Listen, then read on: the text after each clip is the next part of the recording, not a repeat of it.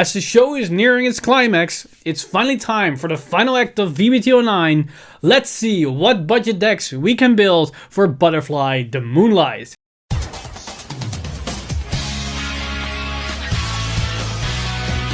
Stand up! Vanguard!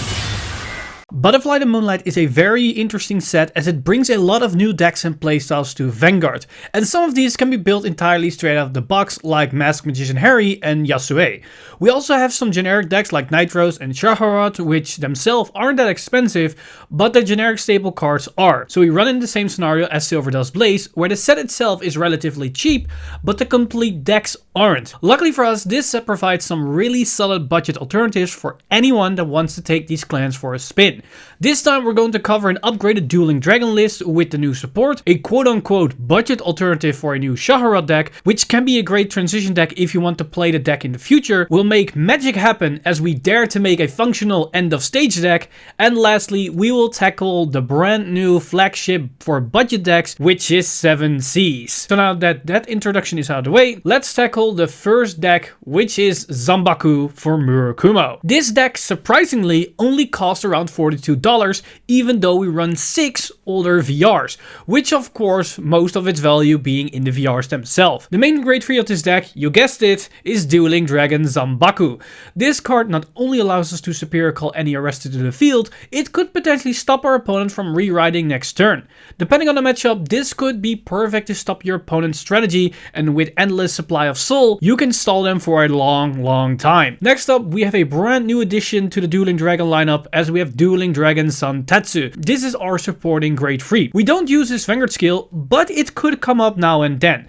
We mainly play him for his secondary skill, as it allows us to superior call 2 arresters to the field, which can help us set up for either Zanbaku or ZANGEKI, or just to increase the overall pressure on the board. It dealing us a damage is no problem, as this could even give us the free counterblast we need for the entire stunlock play. Finally, we have Dueling Dragon ZANGEKI. This is our finisher in case that we know that they don't have enough triggers in hand to guard our attacks. This is a follow-up play from a complete stunlock play, can be devastating, but I will go into more detail what this stunlock is once we look at some of our grade 2s. Speaking of our grade 2s, we have Left Arrester. This is here to synergize with our grade 3s, but it can also be a solid 14k beater, which allows us to hit magic numbers, especially once we see our grade 1s. Our second grade 2 is Right Arrester. Once again, he is played to synergize with our grade 3s, but mainly with Zanbaku. Right Arrester can block our opponent from standing their Vanguard next turn. If we combine this with the right luck from Zanbaku, then that means our opponent can stand and write a new Vanguard during their stand phase and right phase. So unless they can superior write their Vanguard or restand their Vanguard during the main phase, they are effectively stuck on arrested Vanguard, meaning they lose a Vanguard attack, which also means no Trin Drive that turn. This is a gigantic loss of tempo for your opponent, and this shows us how ZANGEKI can be a dangerous finisher if we go into him after we did this particular play. The final grade 2 that we play is Centaur Arrester. This gives us access to an extra attack that is safe from direct attacks himself, and in the late game can be a very powerful attack once paired with multiple arrestor units. Once we go down to our grade 1 lineup, we see another arrestor, which is Backward Arrester. This grade 1 can be a great booster, as it not only makes our column naturally hit 17k, but could in fact rise it up to a solid 70k number, and it even gives us endless soul for cards like Zanbaku. But probably the better partner is Left Arrester, as he uses soul to generate another 5k power, making the column rise to 32k power, which is a really solid number to hit for effectively no cost at all. Then the final card that we play that isn't a PG or a trigger is Jamming Impeder. This grade 1 is here just to have a mini plus engine as well as potential consistency. With the introduction of Backward Arrester means that soul is no issue anymore for Dueling Dragons, so playing Jamming Impeder and missing feels less bad as it used to be. We mainly are utilizing this card for our first or second turn before we go into our grade 3s, as by then we much rather place a Centaur Arrester behind our Vanguard. But in the case we haven't found one, we can in the meantime keep using Jamming Impeder as a booster. The idea behind this deck is to utilize Zanbaku's complete stun lock to outvalue our opponent and win through sheer overwhelming force. To perform the complete stun lock play, you need to have a Left Arrester already on the board, then you resolve the Zanbaku skill to superior call a Right Arrester. Then you resolve the Right Arrester for the complete lock. You could also superior call any arrestor as long as you have a left arrestor and right arrestor on the field, but that means you still need to call a right arrestor to the field to get the stun part of the lock itself. Make smart use out of your Zanbaku's right lock as well as the complete right and stun lock. Knowing which deck is hurt most by not being able to rewrite can help you assess which type of lock can help you in that matchup.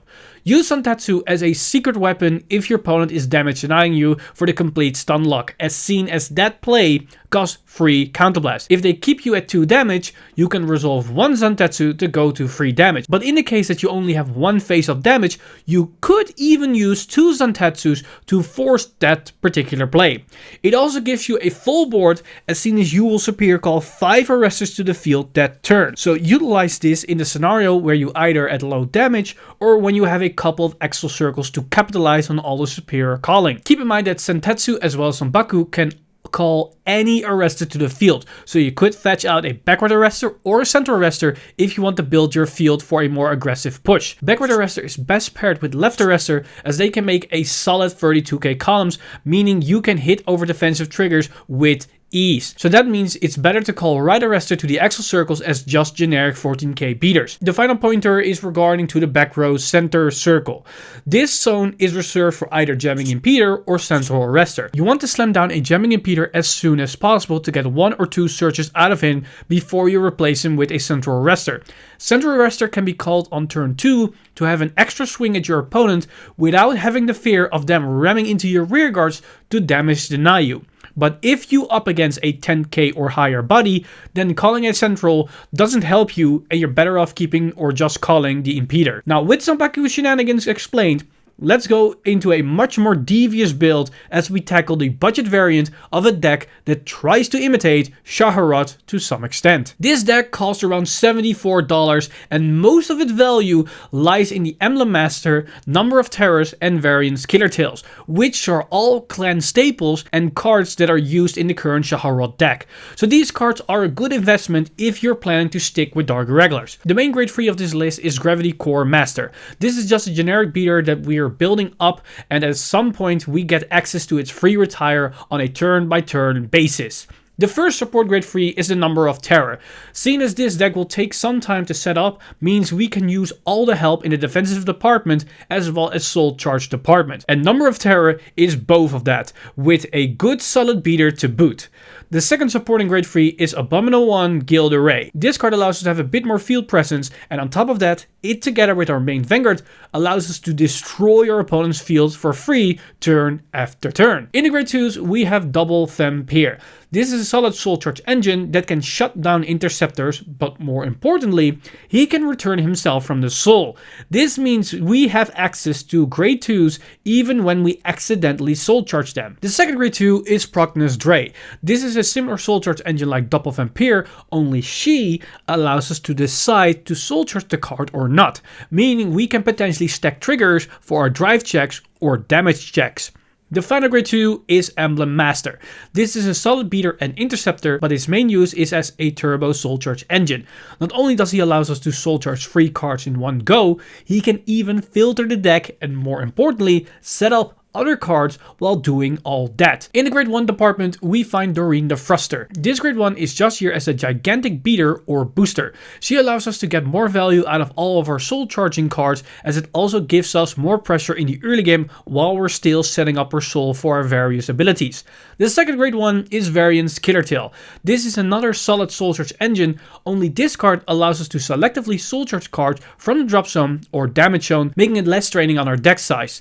It can also work as a counter charge engine in the right situation. The final grade 1 is Alluring Succubus. This is a great grade 3 searcher as well as soul charge engine. In this deck we want to rewrite as often as possible to generate more soul, and with Alluring Succubus we can search for those targets all the while filtering our deck. The main idea behind this deck is to soul charge as soon as possible so we get access to our most powerful skills as soon as possible. Once we have 5 soul we get access to Prognos Drei. Once we hit 7 soul we turn our Emblem Master into a 14k beater and 10 10k shield. Once we hit 10 soul, we gain access to Gilles Rais, retire ability, and we gain access to the abilities of Number of Terror. And once we hit 20 soul, we gain the free retire of our main Vanguard unit. And while we are growing our soul, our Vanguard is slowly growing in power. We can set up the soul with our multitude of soul charging skills. But keep in mind, we can only use Prognos Drei when we have 5 soul and Number of Terror when we have 10 soul. So we rely on other cards and just normal rewriting in the early stages. Use Doreen as an early power play. This allows us to get immediate value off of our soul charging, as she can become an insane booster once we soul charge 1 or 2 cards. She combined with a Prognos Drei or Doppelvampire makes those columns always hit 20k without any other effect. But once we start adding in a second on attack soul charger, or we look at cards like Killer Tail, Alluring Succubus or Emblem Master, we can suddenly see a Doreen that has 26 to 36k power. So use that to your advantage. Use Emblem Master to set up multiple cards. The ideal target is of course Killer Tail, as it means her countercharge engine is live. But we have more options. We can target a Doppelvampire, as seen as he can fetch himself out of the soul, meaning we can set up for future turns where we might lack attackers. We can also combine Emblem Master with Gilles Rais and soul charge a unit that we can then call out with Gilles Rais to effectively turn our soul into an ultimate toolbox engine. We can add another option to this ultimate toolbox with Killer Tail. She can also put cards from the drop zone into the soul to then be called out with Gilles Rais to set up for more plays. We can also combine Killer Tail to have access to infinite Doppelvampire. We can keep putting Doppelvampires from the drop zone into the soul, and then they can fetch themselves from the soul. And in case you're low on counterblast, you can easily use Killer Tail to get some extra counter charges. And in a scenario where your opponent removes your Killer Tail, then you can simply use a Gilles Rais to superior call a Killer Tail from your soul, and then use that Killer Tail to put the retired Killer Tail into the soul. My final remarks for this deck is to use Number of Terror wisely. You can use him to soul charge Killer Tails if you drawn into multiple copies, but you can also combine him with Gilles Rais to recall the unit you soul charged the previous turn to gain more value over time. This also works with Doppelvampire, as you can keep recycling the same Doppelvampire with a single Number of Terror to gain card advantage over time. On first glance, this deck looks like a pile of random cards smacked together, but now it looks like a well-oiled machine that has some solid synergies to keep you entertained for many games. Next up, we have a new attempt on a Gunsalute build that has accumulated support over the years to slowly make it into a solid, legit strategy. This deck costs around $53, with most of its value lying in a playset of Gunsalute Dragon and the Nightmare Doll Alice cards. Surprise, surprise, the main grade 3 is Gunsalute Dragon End of Stage. This is our main pressure play, as it is a restanding Vanguard. But every card in this deck works around this card. They help to empower this card, making it more dangerous as a restander. They help to fulfill for its condition, or they synergize with its ability to allow the deck to have way more than just a generic restanding Vanguard. The first of those cards is a supporting grade 3, which is Miracle Pop Eva. This grade 3 can be our first right target, so that next turn when we go into Gunsalute Dragon, we can give that unit an additional 10k power, which makes him a solid 27k Vanguard unit that swings twice with the Sentinel Restrict, but she can also be vital as a rearguard unit thanks to her other effect. But we go into more details once we tackle all the other cards. The other grade 3 in this list is Nightmare Doll Alice. She allows us to just generate extra attacks and to also benefit from our Exile Circles. But in this deck, she can help us to set up for more combo potential when paired up with the correct cards. Now, when we move down to the grade 2s, we see a brand new face in the likes of Feshbright Escaper. This grade 2 can recall herself from the soul for more multi-tech options. She can combo nicely with End of Stage to get an extra 24k attacker for free on the board. However, keep in mind, you can only resolve one Feshbright Escaper, as once you resolve one, you already soul blasted all the other potential copies, making it impossible to resolve the other ones. The second grade 2 is yet another combo extender, as we have Double Head Unicorn. This allows us to, instead of recalling a unit from the soul, to call units from our hand once we resolve our Gunsalute Dragon, which can help us to set up for more combo potential in the second wave of attacks after the restand. The final grade 2 that we have is is Amaranth Beasttamer. This card is here mainly as a combo enabler or extender. Most of her cards activate once they are put into the soul, so we can reuse them with Amaranth. A good example is that we can combine her with Flashbright Escaper to recall her for a second time. So together with Granblue Dragon allows us to swing 3 times with the same Flashbright Escaper, which the last 2 swings being 24k. But we can also use Amaranth Beasttamer to set up soul for other cards like Nightmare Duel Alice. In the Grade 1 lineup we have Purple Trapezist. This Grade 1 allows us to extend our combos even further, as we can once again call out any unit once she's put into the soul with either a Amaranth Beasttamer or Granblue Dragon. The second Grade 1 is Tempting Hoopster. She allows us to give our Vanguard not only an extra 10k power, making the restand that more dangerous, but she can also help us fulfill for the empty soul condition we need to even being able to restand our Vanguard. So she allows us to fulfill the restand condition on our very first Grade 3 turn, making this deck that much faster. For the final Grade 1, we have Wonder Hanger. This card might sound counterintuitive for what the deck wants to do, but in contrary, this makes the deck that much stronger, as it allows us to use cards like Tempting Hoopster and Flashbright Escaper. If we have 2 Tempting Hoopsters in our hand, we can basically only resolve one of them in a turn. But if we use a Wonder Hanger between those 2 cards, then that allows us to resolve both Hoopsters. This interaction works the same way as when we write a Gunsalute on top of a Grade 3, or when we want to utilize a Tempting Hoopster with a Flashbright Escaper that resolves off of a Amaranth Beasttamer.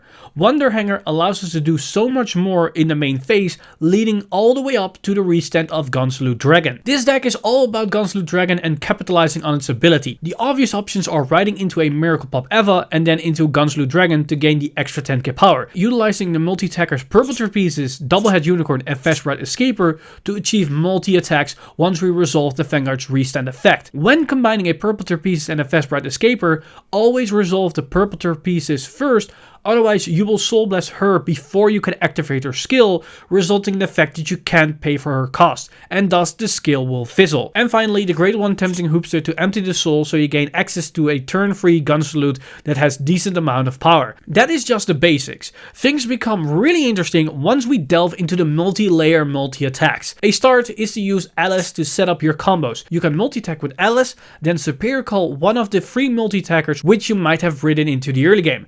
So far, we only discussed the possibilities of what happens when we look at one combo extender at a time. But let's see what happens if we use all 3 at the same time. If we have a Flashbright Escaper, Doublehead Unicorn, Miracle Pop Eva, and a Purple Trapezist on the field, we can do the following multi-attack pattern. We can attack with everybody, then attack with the Vanguard, we resolve the restand effect, then at the time all 3 combo extenders activate. We resolve Purple Trapezist first to recall the Miracle Pop Eva first.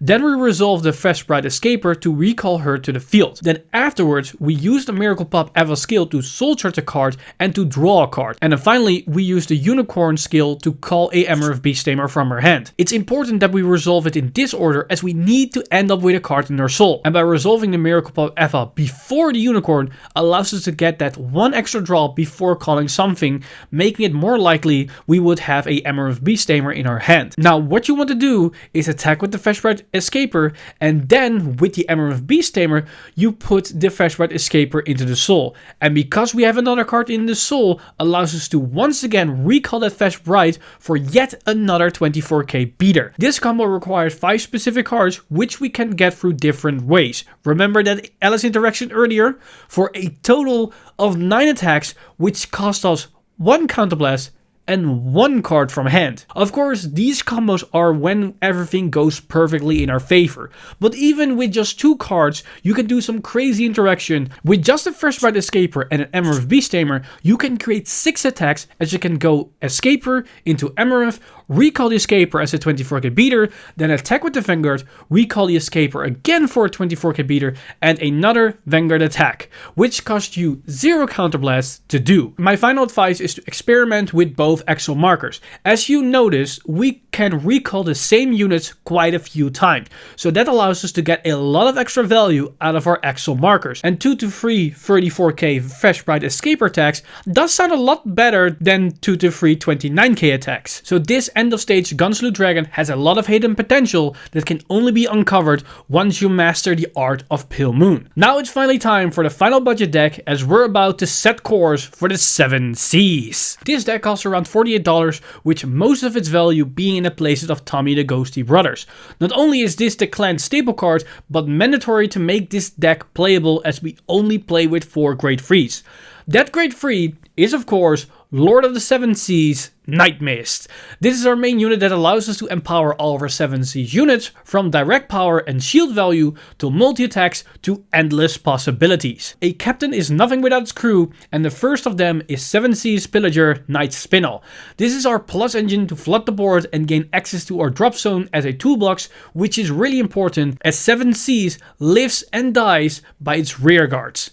The second grade 2 that we have is 7 Seas Master Swordsman / Shade. This is our main beater of the deck, and it allows us to really capitalize on the back row attack and recent capabilities of Nightmist. This can be a solid 29k attacker at full power, but if we're playing with Protect 2, this can be even a 34k attacker, which sets it on the same level as a Fresh Bright Escaper, which we just discussed in the Pale Moon list. The final grade 2 is Witch Doctor of Langor Necrolazy. This is another option to flood the board with more units to be a bit more aggressive, but it can also help us to get access to Nightrunner. It also helps us to get more value out of Nightcrow. Speaking of, in our grade 1s, we have 7 Seas Helmsman Nightcrow. This grade 1 allows us to play with non-7 Seas to gain their effect, but then swap them out for Nightcrow so we can get the full bonus effect during the battle phase. This works really well with cards like Necrolazy and Tommy the Ghosty Brothers, as they have a one and done on place effect. That said, we of course play Tommy the Ghosty Brothers. This gives us more consistent access to Nightmist, and is also another solid target for Nightcrow to hit to keep a full board of 7 Seas. Another powerful grade 1 is Witch of Powdered Bone Negrobone. This grade 1 gives us complete access to whatever card might be in a drop zone. It also allows us to reuse a Night Spinel over and over again, allowing us to have a solid foundation of a filled board. The last grade 1 that we play is Witch Doctor of 7 Seas Rain's Tutor. This gives us a bit more defensive option when we need an extra 10k interceptor, but it's mainly here so that we have a critical mass of 7 Seas units. The final card that we play is 7 Seas Apprentice Nightrunner. This allows us to get any card from the drop zone back into our hand. Unlike Nightspin or Negrobone that call them, we can use these cards for defensive value. But more importantly, this is a way that we can fetch our Nightmist to our hand if we happen to mill it in the early game. The strategy of this deck is very simple. Use your 7 Seas to accumulate 6 treasure markers so that you gain the full power of Nightmist, which allows you to attack with every single 7 Seas unit, and it allows him to restand all of them for a total of 11 attacks. To enable this, you want to build a board entirely of 7 Seas, or at the very least your attackers are 7 Seas units. Also, don't forget, hitting a rearguard also counts towards the treasure marker creation. The moment that you have 5 treasure markers, it's important to be aware that Nightmist's ability to restand everything is after the battle happened. So if he hits his attack, then that means you generate the 6th marker before you check his restand skill, allowing you to still restand your entire board. Now, to help you flood the board and get those markers, you want to be aggressive. The more attacks you create, the harder it's for your opponent to keep guarding all your attacks. Use Night Spinel and Necrolazy to keep your field presence at an all-time high. You can even use Negrobone to keep firing off a Night Spinel if your drop zone is filled with a decent amount of cards. You can also use a Night Spinel to go into a Nightrunner, which Superior calls another Night Spinel, which can Superior call another unit. This also fills the drop zone with potential great future targets. Nightcrow is great to capitalize on cards like Necrolazy and Tommy to still being able to flood the board with 7 Seas units. In terms of attack patterns, this changes quite a lot the moment you can attack with every single unit. Ideally, you want to have 4/shades on the field to do massive damage, but in other scenarios, you still want your grade 1s in the back row, as besides /shade, your attacks are just 13 to 14k strong, so one defensive trigger stops everything. So by having the boosters in the back row means you can then sacrifice an attack to create one strong attack that can be 27k, so you still apply pressure on the Vanguard. Cards like Negrobone and Nightcrow are great tools to set up or fix your field to create this ideal setting for your situation. As a final tip, Slash Shade and Range Tutor require a marker for their skill, but it doesn't specify that it needs to be a treasure marker, so you can use Protect 2 to gain access to their abilities without having enough treasure markers on the field. This gives you access to a 32k beater and a 10k interceptor, or an 18k booster and 20k interceptor, which both can be recalled turn after turn with Negrobone for that consistent value over time. 7 Seas is a powerful deck that looks clunky on first glance, but with an excellent captain at its helm, it can overcome any challenge it might face. And this concludes our budget list for V-BT09 Butterfly the Moonlight. We've seen some amazing new decks, from the upgraded Zanbaku and Gun Salute Dragon to the very dynamic Dark Irregulars deck, and finally the brand new 7 Seas archetype budget build. This set really stepped up the power level of its budget decks from the previous sets. Not only are they releasing more support for older VRs to bring them back, they are also creating brand new dedicated budget decks, and as you will notice, this is a trend we will see in the future as well. Use the information in this video as a baseline to develop your own personal budget deck, as there are many different ways how you can add your personal flair or take on these decks. You can add some extra tech cards, change the grade lineup, or maybe the card distribution, or maybe you want to have a different trigger lineup. Anything is possible because you decide how you want to play Vanguard yourself. This video has been brought to you by our lovely patrons over at patreon.com/VanguardInsider. You guys are amazing. If you do want to support the channel or everything that's happening on the channel, you can simply go to patreon.com/VanguardInsider and become a patron today. But with that said, I'm Mr. Time Leap, and I see you guys in the next one.